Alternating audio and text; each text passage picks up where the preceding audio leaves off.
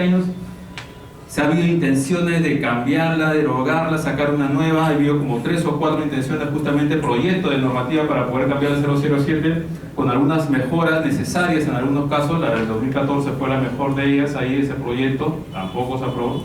2010 incluso también hubo otro caso, ¿sí? Tampoco se aprobó. Todavía sigue vigente con algunos cambios que se han ido dando. A raíz de la 007 se empezaron a gestar una serie de normativas, ¿sí? Vigentes, todas ellas, la norma sanitaria de trabajo de desinsectación y de ratización. Ahí, sobre todo, nos va a decir cómo es que tenemos que realizar justamente los trabajos de desinsectación, de ratización. El tema de la desinfección de agua, es lo que le estaba mencionando, es cómo se va a realizar la limpieza y desinfección de los reservorios de agua. Las empresas que están, las empresas prestadoras de servicios tienen que ceñirse a lo que dice esta norma, y muchas veces no lo hacen.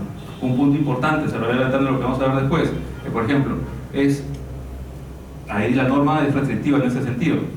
Para la desinfección de los reservorios de agua tendría que se utilizar una concentración de cloro, una solución clorada con una concentración mínima de 50 ppm. Así lo dice la norma.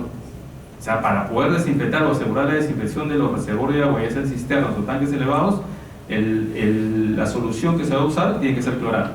Y la concentración mínima 50 ppm. Si vamos a requerir el servicio de una empresa, ¿sí?, asegúrese que esa empresa vaya a cumplir, que en el informe que les vaya a brindar se demuestre explícitamente, ¿sí?, de que están realizando esa desinfección con un producto clorado a esa concentración. Porque si no, el inspector, o en este caso ustedes sí que van a ver, pueden encontrar una no conformidad. Leve, porque puede usar otro desinfectante igual de efectivo, igual de eficaz, pero la norma, como dije, es restrictiva en ese sentido.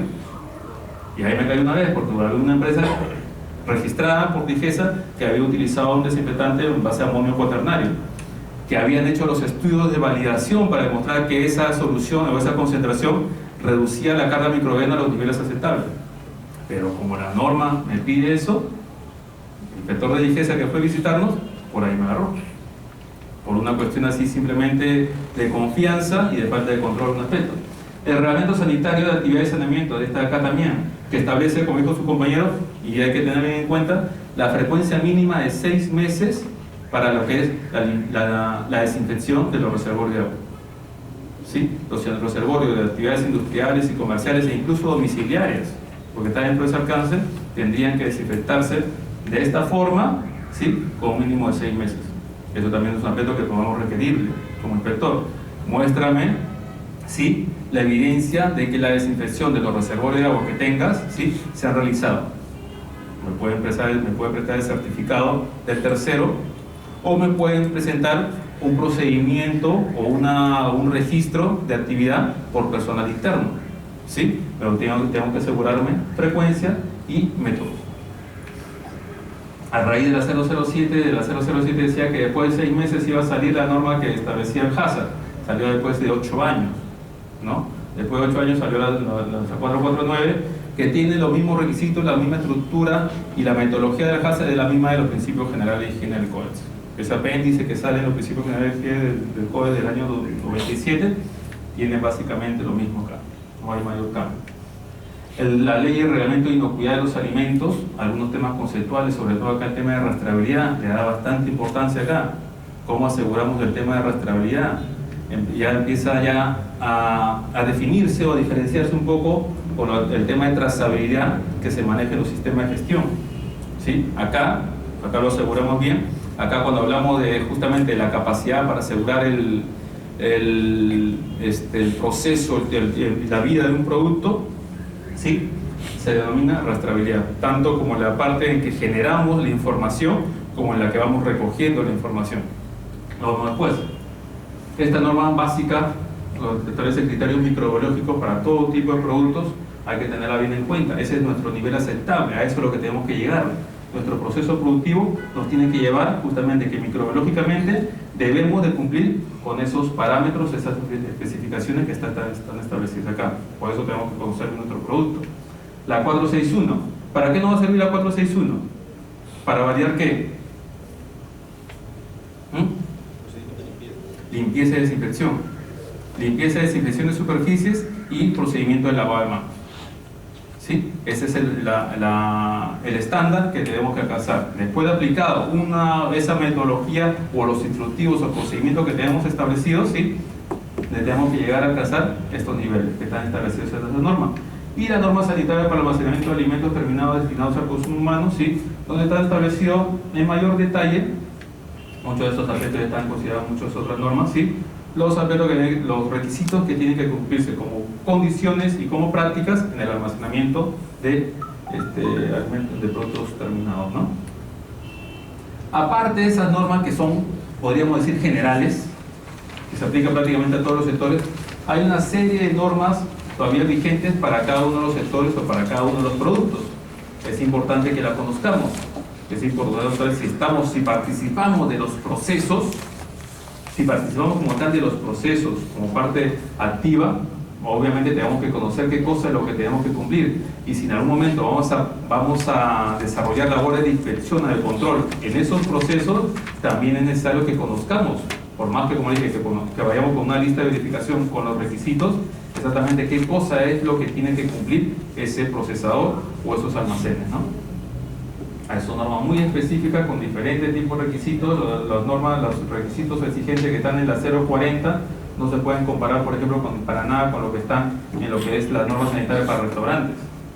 Hay diferencias respecto a la función. ¿Por qué? Porque, como les menciono, y es un tema que tenemos que tener claro, las buenas prácticas son adecuadas. Buenas prácticas adecuadas a los procesos, a los productos, a las condiciones, a la realidad de ese establecimiento. O sea, lo que es adecuado para una empresa, tal vez no lo sea para otra.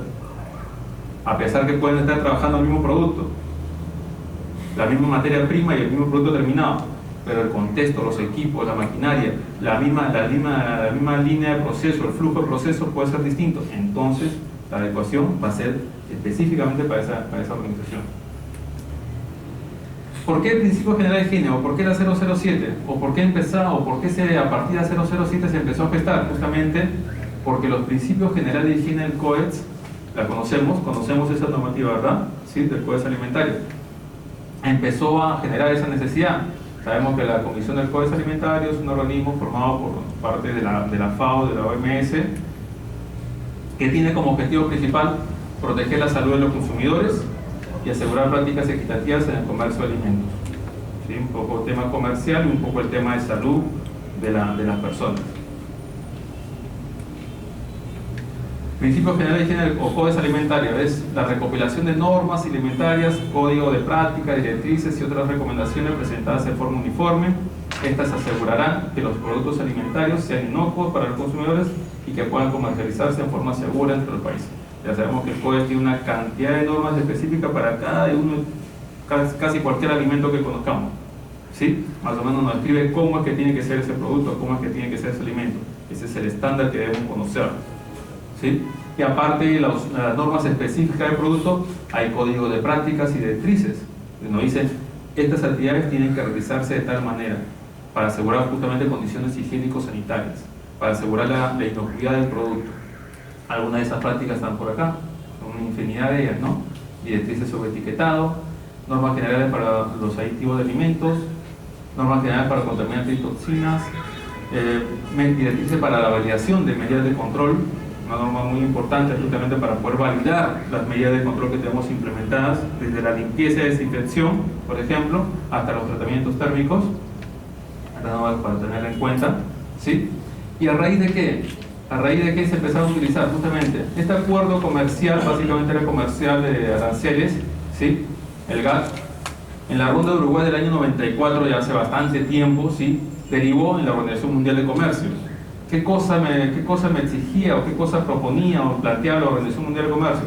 Liberación del comercio de productos agrícolas y disminución de los obstáculos no arancelarios al comercio internacional de productos agrícolas. Justamente se firmaron dos acuerdos sobre medidas sanitarias y fitosanitarias y acuerdos sobre obstáculos técnicos comerciales. ¿Qué cosa planteaban específicamente esos acuerdos?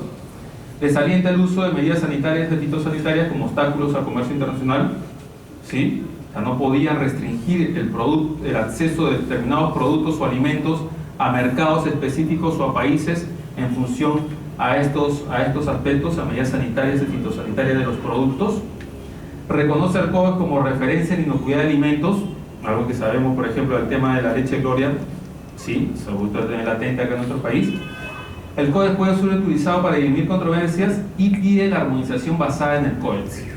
Justamente en el año 94, como dije, se acordó, se firmó o se formó la OMC, se dio la Ronda de Uruguay, la Organización Mundial de Comercio, ¿sí? A raíz de esta situación, a raíz de estos acuerdos firmados globales, es que justamente el Perú se gestó, se generó, se diseñó el Reglamento de Vigilancia Sanitaria del año 98, la 007, justamente armonizando nuestras normas sanitarias a lo que estaba establecido en los principios generales de higiene del Códex. ¿Para qué? En teoría, y es una cuestión así ideal que se puso a plantear, de qué manera, cómo iba a servirnos esa armonización de nuestras normas sanitarias, que antes eran muy pocas, ¿sí? A raíz del año 98 se empezaron a gestar más. ¿Por qué? Porque en teoría no iba a haber mayor restricción desde el punto de vista sanitario, fitosanitario, para que nuestros productos procesados, nuestros alimentos procesados, puedan acceder a otro tipo de mercados que también estén cumpliendo o hayan armonizado sus normas sanitarias con las normas de la OMC. ¿Sí? Eso es lo que se planteó en teoría. Obviamente después los países establecieron otra serie de herramientas o medidas de control para poder restringir el acceso o limitar, sobre todo, el acceso de ciertos productos, ciertos alimentos, para que no compitan justamente con su producción nacional. Pero en teoría, lo que se planteó en ese momento, y por eso que se gestó tanta normativa, es que nuestra norma sanitaria se armonice o esté de acuerdo o se alinee a las normas del Códex para poder acceder a mayores mercados. ¿Sí? Justamente a raíz de eso, el Reglamento Sanitario Nacional y todas las otras normativas nacionales que hemos visto, ¿no?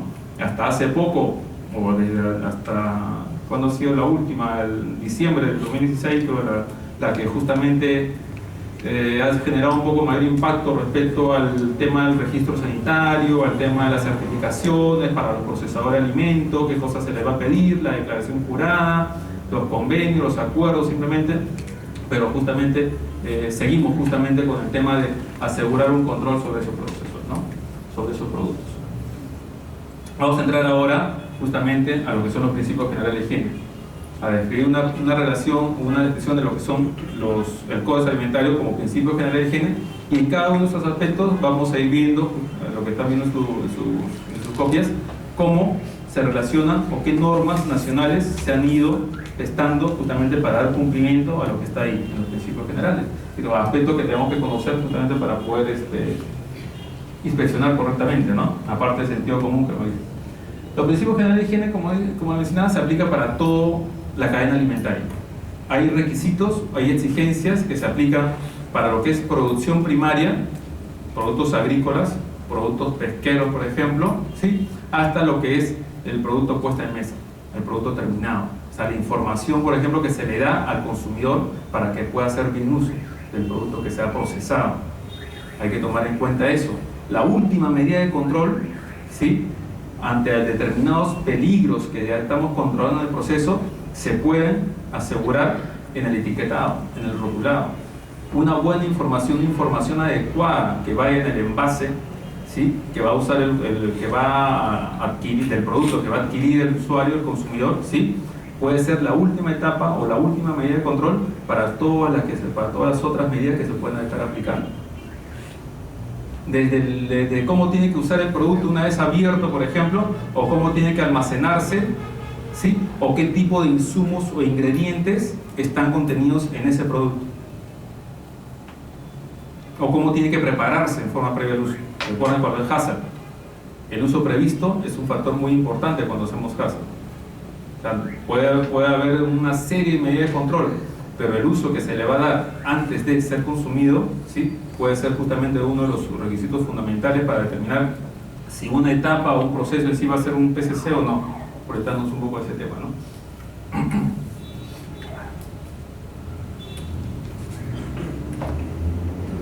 Producción primaria, seguramente, bueno, esto vamos a verlo rápidamente, que tal vez no sea el tema fundamental que ustedes están esperando ver. Pero dice, la producción primaria de alimentos no debe llevarse a cabo en zonas donde la presencia de sustancias posiblemente peligrosas conduzca a un nivel inaceptable, tal las circunstancias de los productos alimenticios.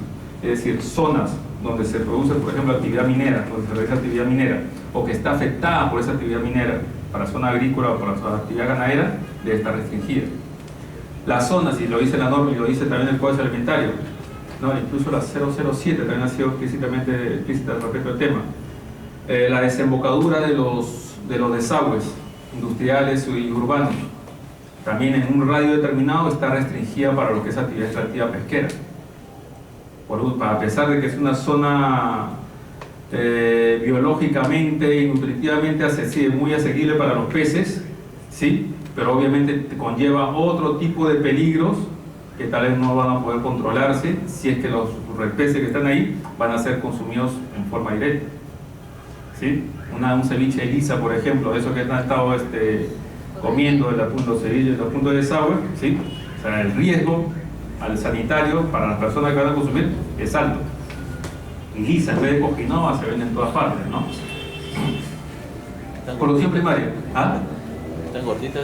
Sí, claro, están gorditas, igual que las lechugas esas grandotas que crecen y se ríen con aguas hervidas.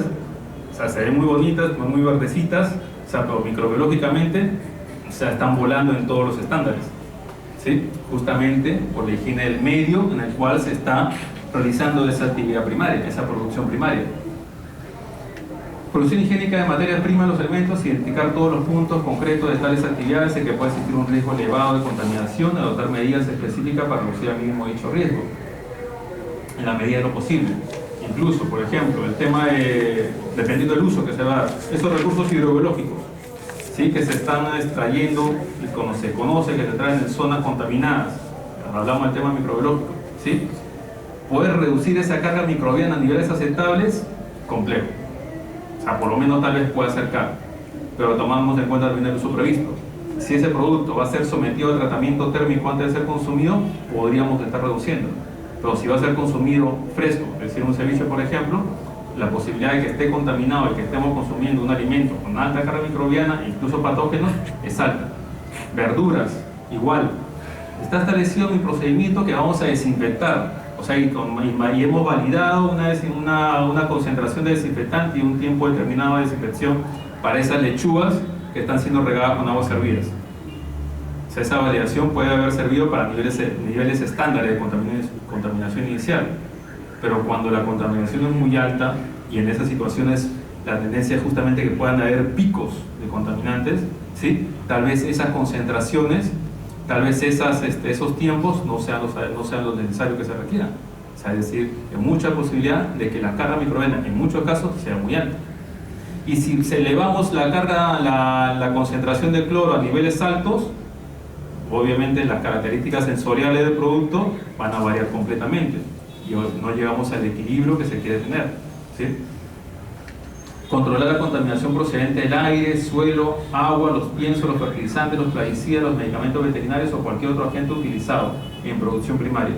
SENASA, por ejemplo, nos exige bastante a los procesadores primarios el tema de control de plaguicidas y medicamentos veterinarios. O sea, digamos, la responsabilidad de poder asegurar de que no se estén utilizando ese tipo de sustancias químicas en exceso o mal utilizadas o prohibidas o restringidas, ¿sí? le ha pasado la pelota, como dicen, a los procesadores primarios. O sea, como que vean, no tenemos capacidad, reconoce SENASA, para controlar todos y cada uno de los productores primarios, esos pequeños productores agrícolas que tienen unas pequeñas parcelitas y que venden productos a los mercados mayoristas o a lo mejor directamente a los procesadores, ¿sí? O esos pequeños ganaderos que manejan unas cuantas cabezas de ganado y que lo lleva directamente al camal. No, ¿qué hacemos? Ya, le vamos a exigir a esos camales, ¿sí? Que se asegure la calidad sanitaria respecto a lo que son uso de medicamentos veterinarios de los productos que ingresan, o le voy a pedir a ese procesador que elabora lechugas procesadas o verduras o ensaladas procesadas para los supermercados, de que me evalúe y me asegure que el uso de plaguicidas y pesticidas de sus proveedores es adecuado a lo que está estableciendo la norma. ¿Sí? Es un poco también lo que tenemos que estar considerando.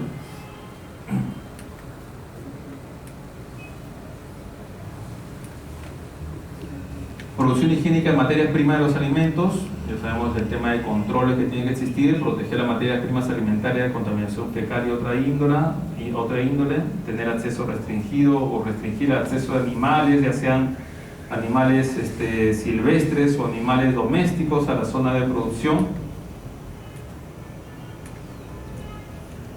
Selección de alimentos, ingredientes, eliminación de manera higiénica, un poco ahí el tema, por ejemplo, que falló con respecto al caso hace tiempo que sucedió con el tema de la vaca loca, por ejemplo, en el que los alimentos que se le daban estaban elaborados con animales como residuos de animales que estaban contaminados, que habían muerto por estas enfermedades, ¿sí? Obviamente esos animales fueron contagiados también de lo mismo y se volvió una epidemia.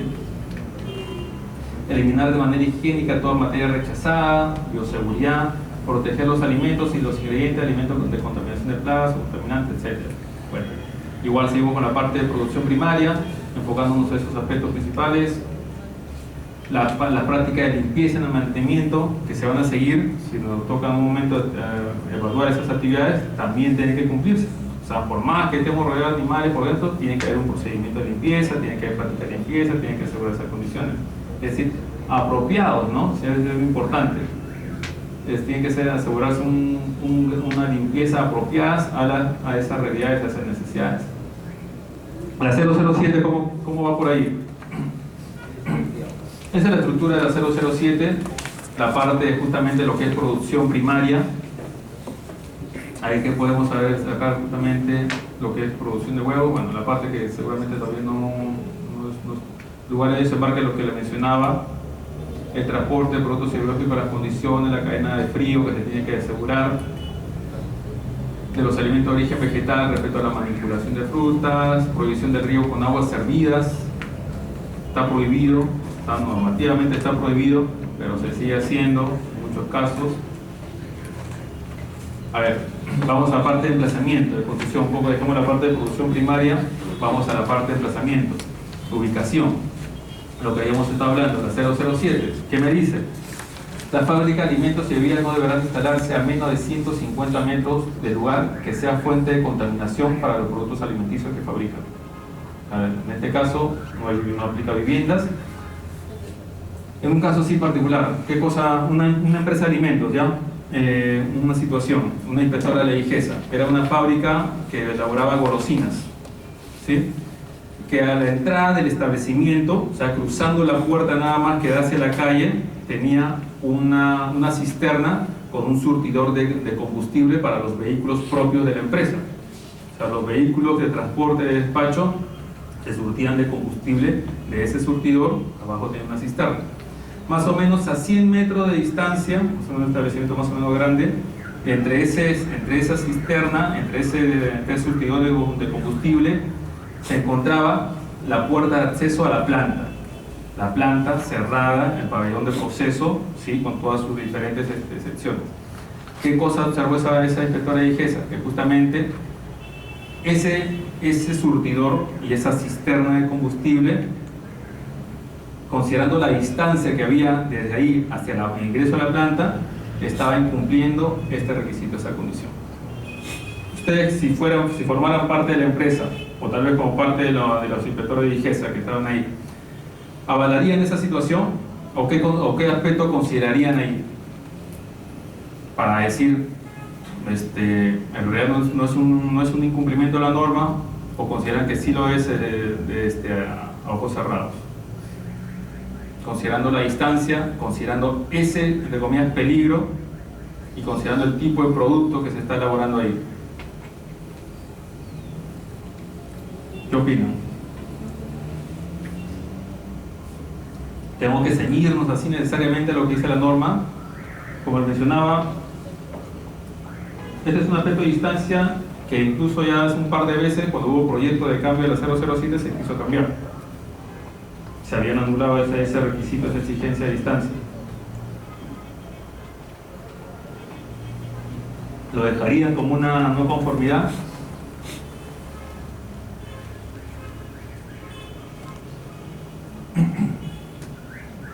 ¿Qué tendría que haber en ese foco de comida de contaminación que se convierte en surtidor o que se convierte la cisterna para decir que puede afectar ese producto, el producto que se está procesando a 100 metros?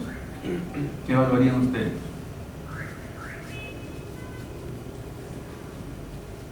Es lo mismo decir, por ejemplo, un relleno sanitario que está a 100 metros o un botadero de basura que tenemos ahí, donde hay una generación constante de olores, un atrayente de plagas, etcétera, a una cisterna, combustible, cerrado, que por sí, por el tema de seguridad, o sea, ni siquiera debe haber mayor evacuación o generación de gases, más que lo propio justamente como un tema de FOE.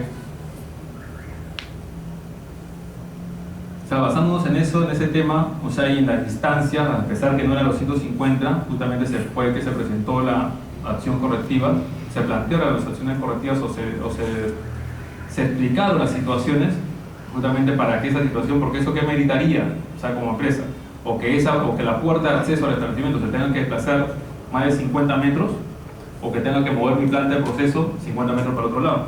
O sea, situaciones imposibles en la realidad. O sea, un poco lo llevamos a la cuestión del criterio del inspector para poder determinar cuál es una fuente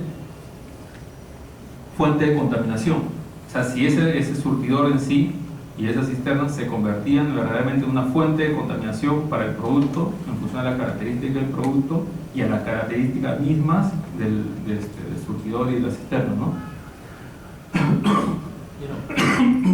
Sí. Una consulta. En la directriz 007 DSM. ¿Cuál? ¿Lo que dice acá? Sí, lo que dice ahí. Ya. Dice 150 metros del lugar, ¿verdad? Y que sea fuente de contaminación para los productos alimenticios que fabrica. Si me equivoco, usted dijo al inicio de las casas que tenía pegadas. No, algún compañero mencionó de las casas. Pero no es directamente. No, pues no, o sea, para nada. O sea, un compañero mencionó que una casa por ahí se convertía justamente en esa fuente de contaminación. En realidad no lo es. O sea, ¿de qué manera una casa que está a 20, 30, 40 metros de la planta de proceso del establecimiento se convierte en una fuente de contaminación? O sea, tendría que ser una casa de locos, ¿no? Que acumule residuos, botaderos, tenga problemas sanitarios, ¿no? Porque acá las zonas industriales, o sea, están ahí, o sea, están rodeadas. Lo que sí antes lo que las plantas de harina pasaron al 27 porque ellos sí contaminaban. Claro, por una cuestión ambiental.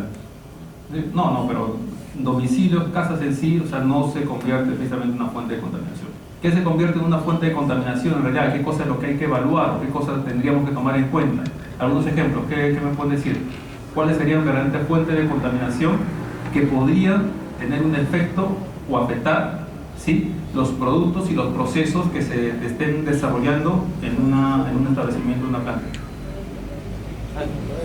¿Qué productos?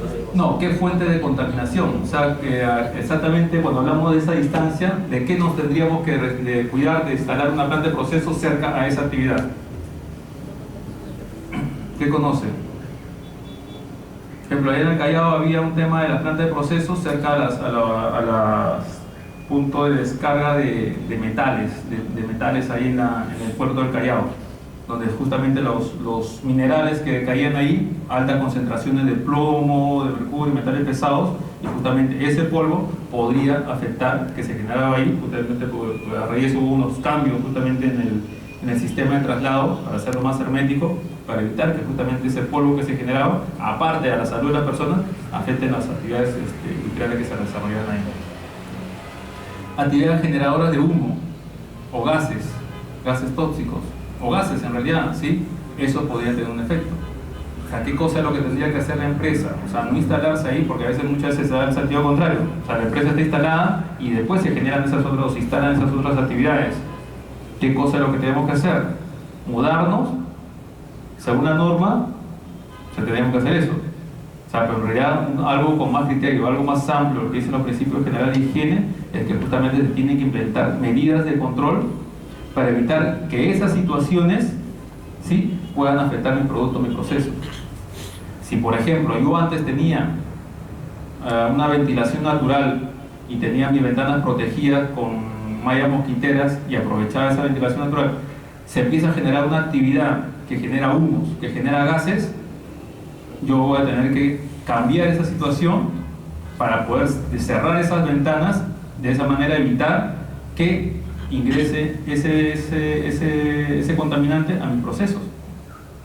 Obviamente eso va a involucrar de que tal vez la temperatura interna vaya a aumentar. ¿Qué cosa voy a tener que hacer? Un sistema de ventilación forzada, inyectores y extractores de aire. Obviamente voy a tener que inyectar ahí aire, pero voy a inyectar aire contaminado si es que lo tomo del ambiente directamente. Para eso voy a tener que instalar un sistema de filtros, etcétera, para poder controlar esa situación. Y sistema de filtros físicos, mecánicos, biológicos, justamente en función a la calidad del aire que necesito tener en esa nave de proceso. ¿Sí? Pero acá por Villa María, se lo cuenta antes, abarcaba más el